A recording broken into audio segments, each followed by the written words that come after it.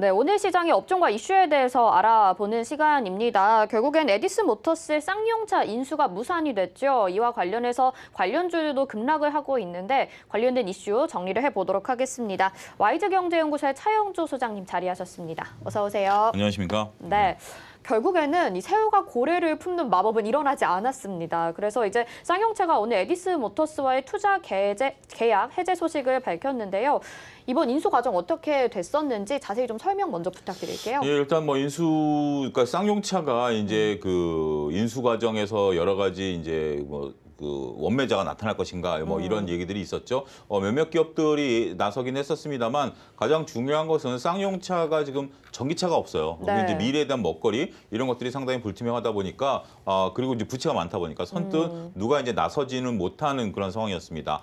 많은 것들이 거론이 됐었습니다만 그들은 전혀 그런 것들을 나타내지 않았고요. 근데 다행스럽게도 지금 현재 우리나라에서 소형 전기차를 만들고 있고 네. 이런 그 에디슨 EV가 이런 것들을 인수하겠다라고 이제 나섰죠. 근데 실질적으로 에디슨 EV 같은 경우 자본 상태를 보면 적자를 계속 진행하고 있기 때문에 과연 이들이 인수할 돈이 있겠는가? 많은 사람들이 이제 우려감을 표시를 했었죠. 하지만 몇몇 우리 이제 그 투자 펀드들이 참여 의사를 표시하면서 과연 이제 뭐 어떤 자금난에 대한 부분들 이런 것들이 좀 그 거론이 되긴 했었습니다만 결국 지금 현재 3천억이라는 계약금을 주긴 했습니다만 나머지 대금 한 5천억 정도를 납입하지 못해서 네. 현재 지금 최종적으로 계약이 무산됐다. 물론 에디슨 EV 측에서는 시간을 좀 달라라고 좀 얘기를 하고 있습니다만 지금 채권단은 최종적으로 무산이다라는 결론을 내려서 공시가 떴다 이렇게 말씀드릴 수가 있겠습니다. 네, 정말 한동안 에디슨 EV는 주가 상승이 거의 1000% 넘게 이루어지기도 했었고 또 최근에는 크게 하락하는 모습을 보여주기도 했거든요. 오늘도 급락이 이어지고 있습니다.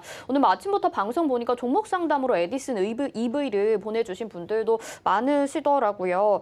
이번에 계약 해제로 인해서 향후에 기업들에 미치는 전망은 또 어떻게 보실까요? 일단 지금 몇몇 종목들이 오히려 지금 뭐 올라가는 종목도 있고요. 갑자기 무슨 뭐 그 에디슨 쌍용차를 인수 관련해서 올라가는 종목도 있고요. 나머지 이제 그 에디슨 EV와 같이 어떤 협업 관계를 나타낼 것이다라는 기업들 같은 경우 이제 하락세를 나타낸다라고 말씀드릴 수가 있겠습니다. 냉정하게 말씀드리겠습니다. 에디슨 EV가 쌍용차를 인수하는 것에 대한 희망은 버리셔야 됩니다. 어떠한 지금 방법으로 지금 돈을 마련할 방법이 없습니다. 지금 에디슨 EV는 언론에 대놓고 우리가 돈이 있다라고 얘기를 하고 있는데 네. 그 돈의 흔적은 어디서든지 찾을 수가 없고요. 여러분들이 한 가지 좀 아셔야 될 것들이 지금 이 부분은 제가 좀 민감해서 쉽게 말씀드릴 수가 없겠습니다만 강성구 펀드라고 불리는 이 펀드가 네.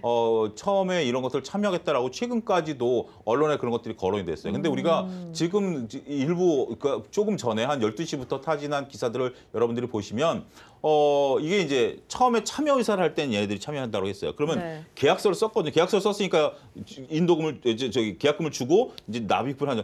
계약서에 그들은 빠져 있었습니다. 네. 그러니까 결국 처음에는 이들이 참여한다고 그랬다 계약서상에 이들 주체가 없어요. 그러니까 결국 이들은 돈이 낼 의사가 없었고 하지만 언론에서는 최근까지 그게 거론이 됐었어요. 그러면 이게 과연 무슨 관계이냐? 우리가 강성부 펀드라고 그런다면 굉장히 우리가 이제 주주운동에 관련된 좋은 뭐 이런 건데 네. 이 관계에 대해서 저는 지금 뭐 석연치 않은 부분들이 좀 있고요. 그러네요. 근데 제가 뭐 아직까지 확실히 내 피셜 갖고 이 부분 민감하기 때문에 말씀드릴 수는 없겠습니다만 어쨌든 이들이 돈을 내지 않았다라는 것은 팩트입니다. 그렇다면 에디슨 EV가 스스로 돈을 마련할 수 있다라는 부분들은 현실적으로 어렵기 때문에 이들을 가지고 어떻게 기다려야 된다? 없습니다. 손절하십시오. 라고 밖에 말씀을 못 드리겠습니다. 네, 알겠습니다. 지금 사실 이런 자금 조달 방안에 대해서 좀 의심적인 부분들이 있는 것을 말씀을 좀 해주셨는데 어떤 기업들의 그러면은 다른 방향성이나 미래에 대한 좀 전환 가능성이나 이런 것들은 아예 없다라고 판단을 하시는 걸까요? 지금 상황으로 보면 냉정하게 기대할 것은 없다라고 좀 말씀드릴 수가 있겠습니다. 일단 지금 뭐 그 쌍용차라는 것이 지금 주체죠. 네. 근데 쌍용차가 회생 가능하냐라고 봤을 때 여러분들 같으면 제가 질문을 드릴게요. 여러분들 같으면 다음 차를 바꿀 때 쌍용차를 바꾸실 의향이 있으신가요? 저는 없습니다. 네. 그렇다면 앞으로 쌍용차가 어떠한 돈으로 어떤 걸 만들어낸다라는 것을 지켜봐야 되겠죠. 그러면 아무리 지금 쌍용차가 어떠한 거대 자본이 들어오고 기술력이 들어온다 한들 일단 그들이 기술 개발 일단 뭐 부채부터 갚아야 되겠죠. 기술 개발을 통해서 차를 내놔서 팔려야 되는 거 아니겠습니까? 네. 그런 입장에서 본다면 여러분들이 쌍용차를 사시겠다라고 하면 쌍용차의 전망은 밝습니다만 네. 굳이 내가 왜 쌍용차를 사라고 한다면 어떠한 자본이 들어온다 하더라도 이것은 주식시장에 있어서의 어떤 테마주일 뿐이지 쌍용차가 올라갈 만한 트리거가 된다라고 보기에는 현실성이 떨어진다 말씀드릴 수가 있겠습니다. 네. 에디슨 EV 같은 경우에는 상장 폐지 적격성 심사도 지금 나타나고 있기 때문에 그런 가능성도 좀 이야기를 해봐야 될 것 같고요. 또 다른 관련주들은 어떤 게 있는지 말씀 좀 해주세요. 우리가 이제 제일 무서운 게 감사 보고서입니다. 네. 그러니까 우리가 지금 오스템 임플란트 사태가 터졌을 때 약 2,000억이라는 돈이 횡령이 됐고 800억을 대손 처리를 했습니다. 이제 손실 처리를 확정을 했어요. 네.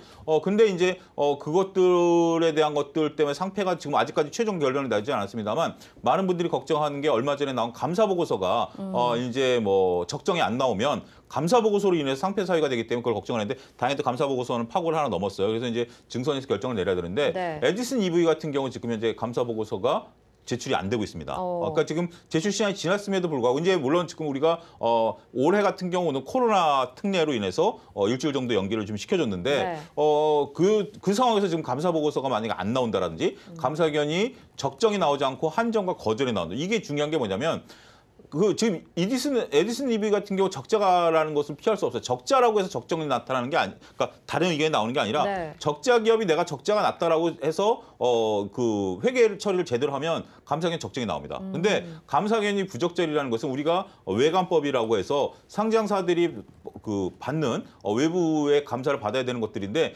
그들이 회계가 불투명하다라고 하면 이거는 상패 사유가 됩니다. 따라서 에디슨 EV는 지금 현재 다양한 어떤 쌍용차 이슈가 중요하다라기보다는 네. 이제 쌍용차에 대한 것들은 3천억은 지금 날라갔죠. 지금 네. 3천억 준 거는 계약금이기 때문에 이거는 법적으로 아무리 소송을 걸어도 받을 수가 없습니다. 그래서 3천억 날라간 상태에서 지금 현재 다양한 자금 압박 첫 번째고 두 번째는 이제 감사 보고서에서 있어서의 회계 적절성 문제 이런까지 불거지게 된다라면 에디슨 EV 같은 경우는 지금 물론 에디슨 EV가 다양한 자동차들을 좀 만들어내고 시장에서 점유율을 좀 높여가고 있는 것은 사실입니다만 스스로 무너질 가능성이 있다. 이 부분에 대해서 에디슨 EV를 보셔야지 여러분들이 지금 에디슨 EV가 쌍용차가 인수가 무산이 됐는데 회사에서는 지금 계속해서 투자자들에게 뇌피셜을 주고 있어요. 그렇죠. 우리가 이제 뭐 채권 단락에 휘둘리지 않겠다. 아니 그 계약서상이 존재하는 그러니까 우리가 그렇잖아요. 사업은 계약서상으로 문서상으로 얘기하지 그렇죠. 어떤 네. 감정 싸움이라든지 누가 비교 우위를 나타내겠다라는 것은 상도덕상으로도 지금 이해가 안 갑니다. 예를 들어서 제가 지금 이 서울경제 네. 방송하고도 계약서상으로 제가 얘기를 하지 어떤 뭐 감정에 호소하거나 이런 건 아니거든요. 근데 네. 지금 회사를 인수하는 과정에 있어서 주주들을 상대로 그 감정에 섞인 얘기들을 하고 있다는 것은 글쎄요. 저는 제 기준으로 봤을 때는 그들의 행동이 선뜻 이해가 되지 않는다 이렇게 좀 말씀드릴 수가 있겠습니다. 그렇죠. 사실 모든 기업들이 운영하는 방식은 다 문서로 이제 전달이 그렇죠? 되는 것이기 네. 때문에 감정에 호소해서는 안 되고 또 개인 투자자분들도 잘 분별을 하셔야 될 것 같습니다. 자, 그런가 하면 지금 남선알미늄이 이 쌍용차의 새로운 인수자로 부각이 되면서 오늘 급등이 나타나고 있습니다. 그러면 남선알미늄에 대해서는 어떤 전략으로 접근을 해야 되는지도 궁금하실 것 같은데 어떻게 보실까요? 남선알미늄이 쌍용차를 인수한다고 발표했나요? 네, 이 새로운 인수자로 가능성이 있다고 지금 그러니까 나타나고 여러분들 있습니다. 지금 이제 네. 여러분들 잘 보시죠. 제가 왜 이 질문을 드렸냐면 네. 남선알미늄은 지금 가만히 있습니다. 근데 남선알미늄이 뜬금없이 쌍용차를 인수할 가능성이죠. 네, 그렇죠. 제가 주식시장에서 가장 싫어하는 게 이풍은입니다. 가정인데 이것은 가정이라는 정말 우리가 좋은 용어를 썼지 냉정하게 말씀드리면 소설입니다. 남선알미늄은 지금 어떠한 그 액션도 표시하지 않았어요. 근데 증권가에서는 뜬모를 어디서부터 시작됐을지 모른 남선알미늄이 이들을 인수할 가능성이 있다. 근데 남선알미늄 같은 경우는 지금 저도 그 기사를 보고 찾아보니까 네. 처음에 SM이 이제 이쪽 인수 가능성이 거론이 됐었지만 이들은 공식적으로 얘기는 안 하는데 그들과 또 관계 때문에 남선알미늄 했는데 남선알미늄이 가만히 있는데 누가 남선알미늄 인수할 가능성이 있다.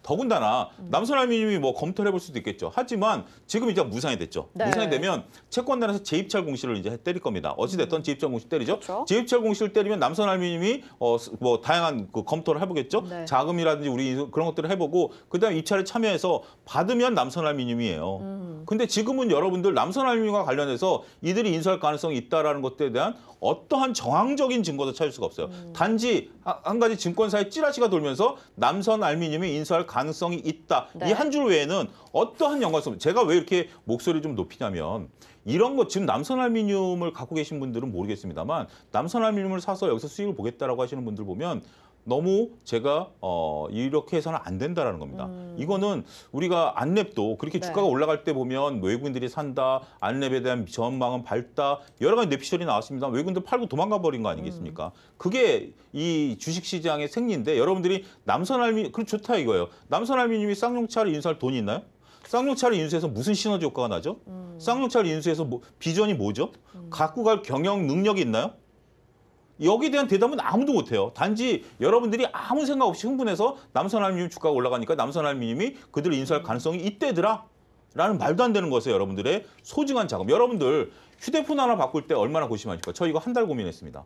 근데 여러분들이 휴대폰 가격보다 더 많은 자금을 네. 남선알미늄이 쌍용차를 인수할 것 같다는 뜬구름 잡는 것에 선뜻선뜻 돈 투자하신다라는 거예요. 네. 이거는 여러분들이 주식 투자자로서 이제 여러분들을 얘기하는 게 아니라 거기 투자하시려고 네. 생각하시는 분들이 계시다라면 이거는 분명 잘못된 방향이다라는 점을 네. 좀 강조해서 말씀드리고 싶습니다. 근데 좀 개인 투자자 입장에서 네. 이제 말씀을 좀 드려보면 사실은 주식시장은 기대감으로 작용을 해서 종목들이 급등하는 경우들이 워낙 많기 때문에 네. 단기의 이슈로 받아들이고 트레이딩 관점에서 접근을 하는 것도 불안하다라고 보시는 걸까요? 절대 그래서는 안 되죠. 어. 그러니까 우리가 트레이딩 관점에서 본다라는 것은 여러분들에게 이런 말씀을 드릴게요. 게임의 룰이 다르다라는 겁니다. 그러니까 이제 예를 들어서 뭐 성장주 어떤 뭐 NFT나 뭐 이런 것들에 대해서 물론 이런 것도 실체가 드러날 때까지 시간이 있습니다만 그래도 이건 좀 구체적인 거죠. 우리가 지금 게임빌이라든지 컴투스라든지 이런 데서 코인을 발행해서 NFT로 가겠다. 물론 이제 그게 현실화될 때까지 시간이 오래 걸리겠습니다만 그들의 액션을 보여주는 것이고 네. 거기에 성장 가능성에 베팅하는 거잖아요. 근데 지금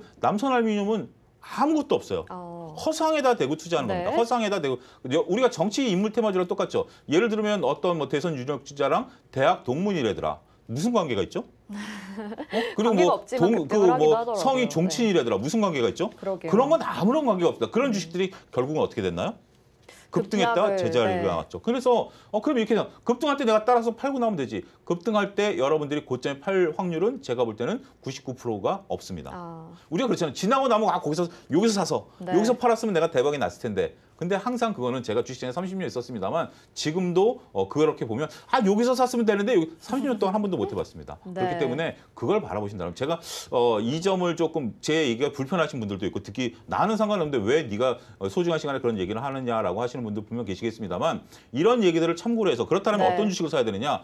우리가 얘기한 것은 근거는 그렇죠. 가치가 있는 주식, 실적이 있는 주식을 가지고 당장 그게 지금 천천히 간다 하더라도 그렇죠. 거북이와 토끼 싸움이라고 봐요. 네, 실체 네. 없는 토끼를 따라갈 필요는 없다 말씀드릴 네. 수 있겠습니다. 네, 그렇죠. 투자 판단에 대한 조언일 뿐이니까요. 시청자분들이 잘 참고를 해보시면 좋을 것 같고 이 남선 알미늄에 대해서 그럼 추가적으로 질문 하나만 더 네. 드려보면 지금 알루미늄 가격 자체가 급등을 하고 있기 때문에 이 남선 알미늄이나 관련주들이 좀 급부상하는 이슈가 또 있지 않을까라는 생각이 들거든요. 네. 그와 관련된 이슈로 급등을 했다면 사실 이건 좋은 투자처가 될 수 있는 것일까요? 그거와는 좀 결이 다르다라고 좀 말씀드릴 수가 있겠습니다. 네. 남선 알루미늄이 이제 전반적으로 봤을 때 지금 이제 그 말씀하신 알루미늄 가격이 급등이다라는 건데 네. 지금 알루미늄 가격이 급등을 하는 것에 따라서 2,000원대 초반에서부터 2,000원대 후반까지 올랐어요. 무려 50%는 아니고 한 40% 가까이 올랐어요. 네. 40% 가까이 올라가다가 오늘 이제 30%가 오른 거 아닙니까? 그러니까 40% 정도 올라간 것은 이해가 돼요. 2,000원대 초반서부터 2,000원대 후반까지는 되지만 오늘 이를 올라간 거. 그러니까 우리가 여러분들이 또 한 가지 주식 시장에 있어서 잘못 판단한다라는 것이 주가가 올랐으니까 뭔가 이유가 있을 거 아니야? 차영진 네가 아무리 얘기해도 주가가 말해준다며 주가가 올랐으니까 뭔가 이유가 있을 거 아니야? 없습니다. 그런 부분들은 너무 이렇게 반영이 됐다라는 거죠. 알루미늄 가격에 대한 것들은 충분히 오늘 봉을 제외한다라면 반영이 됐고요. 네. 오늘 된 것은 제가 볼 때는 거의 다 뇌피셜에 관련해서 올라간 거기 때문에 여러분들이 남선 알루미늄에 대해서 지금 안랩이 올라갈 때 얼마나 수많은 방송가들의 뇌피셜이 돌았습니까? 뭔가 있을 거야. 외국인들이 왜 사지? 뭔가 있을 거야. 뭔가 없었죠. 결국 그들의 작전에 많은 개입자에 놀아났다라는 것에 대해서 본다라면 제가 왜 흥분하고 있는지에 대해서도 충분히 이해가 가실 거라고 말씀드릴 수 있습니다. 네, 더 큰 리스크를 방지하기 위해서 이 의견을 잘 새겨 들으면 좋을 것 같고요. 저희가 원래는 이 총평을 좀 질문을 드립니다. 그리고 제가 방송 전에 이렇게 작가님께 전해 듣기로는 이 부분에 대해서는 투자에 대한 전략이 마이너스 100점이라고 말씀을 하셨다고 예. 들었거든요. 한마디 정리를 좀 해주시면 좋을 것 이것은 같아요. 정말 뭐 정상적인 투자는 불가능한 거고요. 물론 그렇다고 하더라도, 그러니까 제가 이제 아까 그 게임의 법칙을 잠깐 설명하면 네. 혹시 막대잡기 게임이라는 게임 아세요? 잘 모르겠어요. 역시 네. 세대 차이가 나네. 우리가 이제 어렸을 때 네. 이제 단순하게 놀이기구가 없을 때는 그냥 뭐 아무 막대는 하나 이제 그 나무 조각을 하나 잡습니다. 네. 그러면 친구랑 가운데 이제 막대를 놓고 하나씩 이제 잡는 거예요. 네. 그러다 보면 끝에 가서 잡을 게 없으면 한 사람 다른 사람 딱 때리는 이제 단순한 네네. 게임이에요. 네. 뭐 우리가 나뭇잎 옛날에 떨어뜨리게 했을 때 사람 때리는 거 똑같은 게임인데 주식 투자도 이거와 거의 비슷합니다. 그러니까 내가 오늘 10,000원에 사면 누군가 다음날 11,000원에 사주고 그렇죠. 11,000원에 사주고 했을 때 이게 올라가는 거잖아요. 네. 근데 이 올라가는 방식이 다르다라는 거죠. 우리가 삼성전자를 5만 원에 사서 8만 원까지 갔다라면 삼성전자의 가치에 집중하는 현명한 사람들이 많아지기 때문에 4만 원, 5만 원, 6만 원, 7만 원 가는 거예요. 이거는 이러한 테마주들은 내가 오늘 잡았어. 난 뇌피셜로 잡았어. 네. 그러니까 지금 남선알미늄 갖고 계신 분들은 내일 상한가 칠 걸 기대하죠. 그러면 근데 내일 상한가 칠 것을 따라잡은 사람은 이거에 나보다 더 혹해야 이 가격을 주고 사는 거죠. 그렇죠. 그러면 게임의 법칙이 제가 위국 측에서 본 건 루저의 게임이다. 그러니까 우리가 현명한 사람들의 게임이 아니라 이러한 게임은 루저의 게임에 여러분들이 참석하고 있다는 것은 게임의 룰 자체가 다르다는 뭐 방식은 똑같죠. 하지만 네. 게임의 룰이 다르다고 보면 남선알미늄에 대한 투자 포인트 오늘 저는 이게 적절하다고 봅니다. 오히려 이런 것들을 오늘 나왔을 때 여러분들이 잘 새겨서 이런 것들이 상황을 보고 그다음에 단순하게 지금 남선알미늄뿐만이 아니라 강성구 펀드라든지 아니면 지금 에디슨 EV가 하고 있는 다양한 행태들, 여론몰이들 이런 것들을 한번 이참에 제대로 공부를 해보신다라면 네. 앞으로 여러분들이 이러한 사태가 벌어졌을 때 여러분들이 얼마큼 냉정을 대처할 수 있을지에 대한 것들도 하나의 도움이 될 것이다. 이렇게 좀 말씀드릴 수가 있겠습니다.